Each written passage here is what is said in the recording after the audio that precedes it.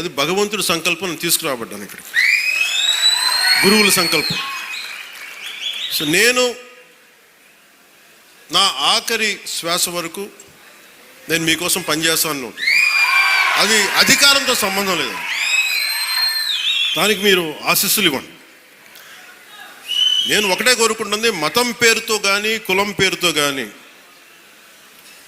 వర్గాల పేరు మీద కానీ గొడవలు తీసుకొచ్చే వాళ్ళని మటుకు మీరు వారికి మీరే బాధ్యతను తెలియచేయాలి.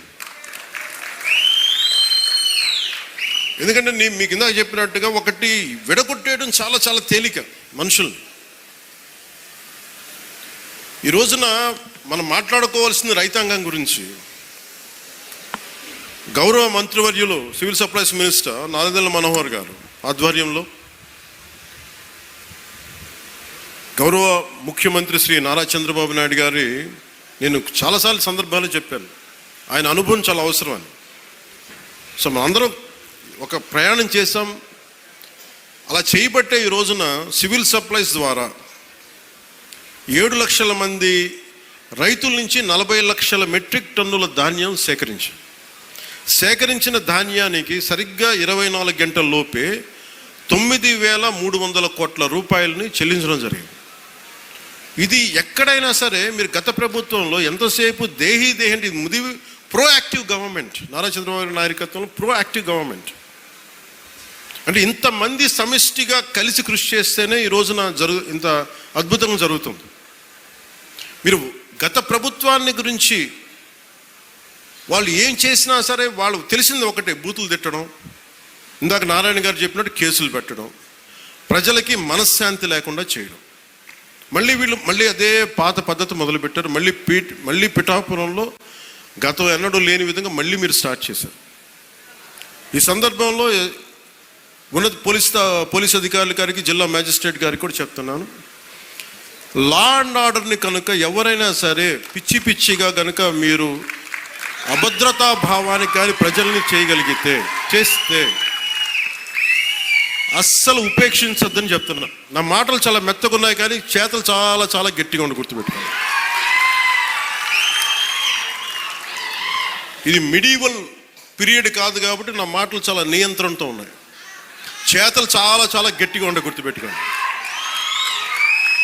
ఎందుకని మీరు రాజకీయ పరంగా ఏదైనా చేద్దామంటే సంతోషం, అది మీరు ఒక విమర్శ చేయండి, ఇక్కడ అభివృద్ధి బాగలేదు, ఇంకోటి బాగలేదు. కానీ మీరు కులాల మధ్య, మతాల మధ్య గొడవ పెట్టేద్దాం అనుకుంటే వాటిని మెటుకు నేను వ్యక్తిగతంగా చాలా పర్సనల్గా తీసుకుంటాను. ఎందుకంటే I believe firmly in the foundations of our constitution. నేను రూల్లే మాట్లాడతా, రూల్నే అప్లై చేస్తా. అది దయచేసి ఉన్నతాధికారులందరూ, అది మీరు కలెక్టర్ గారు కావచ్చు, ఎస్పీ గారు కావచ్చు, మీరు ప్లీజ్ అది మీరు చాలా ఫర్మ్గా అప్లై చేయండి. అది నేను స్వయాన ముఖ్యమంత్రి గారే మేము తప్పు చేసినా మాకు కూడా అప్లై చేయండి అని మేము శాసనసభలో చెప్పి we are bounded by that word. అందుకని ఎవ్వరు కూడా వ్యవస్థకు అతీతులు కాదు, నాతో సహా. అందుకని దాని దృష్టిలో మేము వ్యవస్థకు లోబడి ఉంటాం, మేము వ్యవస్థకు లోబడి రెచ్చగొడతామంటే దానిని ఎలా హ్యాండిల్ చేయాలో, ఎందుకంటే అక్కడ దాకా దృష్టి పెట్టలే, చాలా సంయమనంతో ఉన్నాను నేను. మీరు పిఠాపురంకు వచ్చి గొడవలు పెడతామంటే నేను ఇక్కడ కూర్చొని మొత్తం ఏరేస్తాను, అందరిని గుర్తుపెట్టుకోండి. అక్కడ దాకా తీసుకురావద్దు. తల్లి బిడ్డ న్యాయంగా పోదాం, మీరు ఒక మాట అనండి, నేను తీసుకుంటా. కానీ మీరు నన్నన్నా పర్లా, పార్టీనన్నా నేను భరిస్తాను. కానీ ప్రజల మధ్య వైషమ్యాలని కనుక మీరు చేస్తే దాని పర్యవసానాలు చాలా తీవ్రంగా ఉంటాయి, గుర్తుపెట్టుకోండి. ఎందుకంటే నాకు ఓటమి భయం లేదు, ఇది చాలా చాలా అర్థం చేసుకోవాలి అందరూ. నాకు ముందుకెళ్ళే ఆలోచనే తప్ప ఓటమి భయం లేదు. ఎందుకంటే నేను నిలబడతాను, నాకు తప్పు అని నేను ఒక వాస్తవంలో బతుకుతాను. ఈరోజు పదవులు ఉండొచ్చు, పదవులు పోవచ్చు, వీటి మీద నేను ఆలోచించుకొని చేయను. ఈ రోజున ఇన్ని వేల కోట్లు, ఇందాక మనోహర్ గారు చెప్పినట్టుగా మీకు పెన్షన్స్ ఇచ్చినా కానీ, దాదాపు 24 గంటల్లో ఒక 9,000 కోట్లు పైచిల్లుకు డబ్బులు పంచినా కానీ, ఇదంతా కలెక్టివ్ అందరం కూర్చొని చేసింది. దానికి ఒక అనుభవశీలురు, ఒక బలమైన పార్టీ తెలుగుదేశం పార్టీ. ఆ పార్టీని కూడా నేను చాలా గౌరవిస్తాను. ఇప్పుడు కాదు, నేను ముందు నుంచి చెప్తున్నాను. అలానే జనసేన బలహీనం అని చెప్పట్లా. జనసేన చాలకు బలం. రోడ్ల మీదకి అన్యాయం జరిగితే జనసేనకున్న బలం అది నేను ఇక్కడ ఒక ఆంధ్ర రాష్ట్రంలో చెప్పట్లా. నా సిద్ధాంతాల్ని, జనసేన సిద్ధాంతాలు నమ్మేవాళ్ళు ఊరికి 10 మంది ఉన్నా వాళ్ళు 1000 మందితో గొడవ పెట్టుకుంటారు. అది జనసేన. ఈరోజు కూర్చోబెట్టి నా మీద అందరూ మాట్లాడేస్తూ ఉంటాను, ఏం చేసావు అది ఇది మాట్లాడుతూ ఉంటే,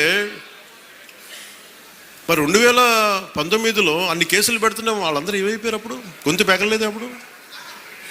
అప్పుడు ఏమైపోయింది? ఆ రోజు అంటే మీరు కేసులు పెడతారని మన నారాయణ గారు చెప్తున్నారు కదా. అందుకని ఇవన్నీ దృష్టిలో పెట్టుకొని మీరు ఈ అలయన్స్ని దయచేసి ఎవరు కూడా, జనసేన నాయకులు కావచ్చు, కూటమి నాయకులు ఎవరైనా కావచ్చు, దీన్ని దయచేసి బలహీనం చేయకండి. ఎందుకంటే నాకు చంద్రబాబు నాయుడు గారికి చాలా అపారమైన అవగాహన ఉంది మన ప్రజలను ఎలా కాపాడాలని. మా ఇద్దరి మధ్య అసలు అలాంటి అరమరికలు కానీ విభేదాలు కానీ లేవు. ఇండివిజువల్గా ఒకసారి మాట్లాడచ్చు, కానీ కొన్ని చోట్ల 2 పక్షాల నాయకులు కావచ్చు, ఇది ఎక్కువ కాలం నిలబడదు. నేను చెప్తున్నాను కదా, ఎందుకంటే స్టెబిలిటీ ఇవ్వాల్సిన బాధ్యత మా మీద ఉంది. అందుకని మేము దాన్ని తీసుకున్నాం. అలాగే పెన్షన్స్ ఉన్నాయి. ఎన్టీఆర్ భరోసా పెన్షన్ కింద ప్రభుత్వం 63,50,000 మంది పెన్షన్దారులకి ఆర్థిక భద్రతను అందిస్తుంది. ప్రతి నెల దాదాపు 2,750 కోట్ల పెన్షన్, సామాజిక పెన్షన్ పంపిణీ చేస్తుంది. ప్రతి నెల 1వ తారీఖున బెనిఫాక్టర్స్, లబ్ధిదారులకి నిరంతరంగా అందజేస్తున్నాం. దానికి డ్రామాలు చేయట్లా. మేము ఆ వ్యవస్థను పెట్టాం, ఈ వ్యవస్థను డైరెక్ట్గా అసలు గోల్ చేయకుండా డైరెక్ట్గా ప్రభుత్వ అధికారులు వచ్చి ఇంటికి వచ్చి తలుపు తట్టి ఇస్తున్నారు. అంటే గత వాళ్ళు ఏం చేస్తున్నారంటే ఇవి చేసిన విధానం కాదు అది. అలాగే చేనేత కార్మికులకి ఉచిత విద్యుత్ ఇవ్వడం జరుగుతుంది. మరమగ్గాలకి నెలకి 500 యూనిట్లు, మగ్గాలకి 200 యూనిట్ల వరకు ఉచితంగా. తల్లికి వందనం ద్వారా 62,27,000 మంది విద్యార్థులకి 10,000 కోట్ల రూపాయలు సాయం చేశారు. వాళ్ళు కొన్ని వేల కోట్లు దోచేసుకుంటా ఉంటే 23,000 కోట్లు, 25,000 కోట్లు మద్యం, కల్తీ మద్యం అందజేసి దోచుకుంటే మనం అన్నీ ఆపి, వాళ్ళ దోపిడీని ఆపి ఇక్కడ 10,000 కోట్ల రూపాయలు తల్లికి వందనం పథకానికి ఇస్తాం. అన్నా క్యాంటీన్లో కనీసం మన డొక్కా సీతంలాగా మనకు అన్నం పెట్టే క్యాంటీన్లు అవి కూడా తీసేశారు. తిరిగి అవి నారాయణ గారి ముందుండి, గౌరవ ముఖ్యమంత్రి గారు చెప్తే నారాయణ గారు ముందుండి ఆయన ఒక సిస్టమిక్గా being an mathematics professor with precision, mathematical precision ఉంటుంది. అలాగే ఆయన ఒకటి అనుకుంటే గోళ్ళు ఆయన చాలా బాగా చేస్తారు, కానీ ఆయన అనుకోవాలి బలంగా. సో అలాంటి ఆయన ఒక ఆదేశం ముఖ్యమంత్రి గారు ఇస్తే 204 అన్నా క్యాంటీన్లని చాలా సమర్థవంతంగా ఇప్పుడు దాకా 4 కోట్ల భోజనాలని అందించడం జరిగింది.